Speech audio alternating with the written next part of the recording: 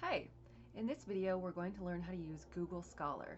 If you haven't used Google Scholar before, it's basically Google but for scholarly articles, and you navigate to it by going to scholar.google.com. So we're going to link this to the library databases, and in order to do that we're going to go up to the left hand corner here on this little menu bar and click on it. In some interfaces I've seen it on the right hand side, so if it's not on the left hand side for you, then check the right hand corner. We're going to go down and hit settings,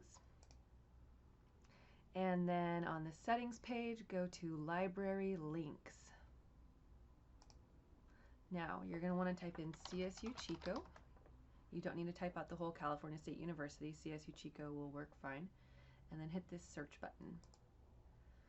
CSU Chico, Find It at Chico will appear below the search bar. Go ahead and select that and then hit save, and it will take you back to our Google Scholar landing page. Now we can type in what we're going to search for. Maybe we're looking up second language acquisition. And then this just took me to my results page. So here we can see there are 3.5 million results, which is quite a few. Each one of these are a different item. We're seeing books along with articles, it looks like. But over here on the right hand side now what you'll see are links directly to full text PDFs. And we can scroll down and see even more. ResearchGate here. If you see a Find It at Chico, what that means is that we may have it in print, and so if you click that Find It at Chico button, it's going to search our print collections and other databases. So I'm just going to go to the next page.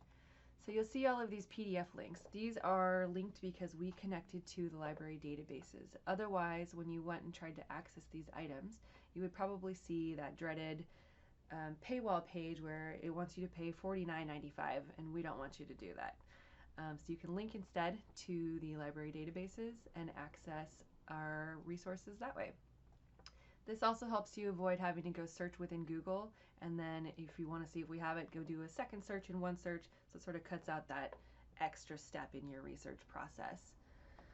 A couple other neat things about Google Scholar is that you can see this article here has been cited by 958 other publications. So this came out in 2000, it looks like. So it's cited by nearly 1,000 other publications. And if you're wanting to see who else has cited it, because maybe those works are also going to be relevant to your research, you can click on this cited by number, and then it will take you and show you all 958 of the other publications that use that as a source in their paper or book. So it's a really great way to sort of explode your research and really expand what you're accessing. If you are logged into Google, you have the option to save this with the little star here, and then you can save that for later, and it'll be under My Library here in the corner.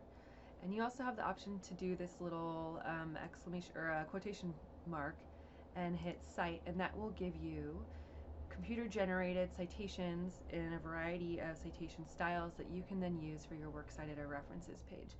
Now you do want to double check them because they're computer generated and so oftentimes have small errors, but that's another sort of benefit to using Google Scholar. Thanks for watching.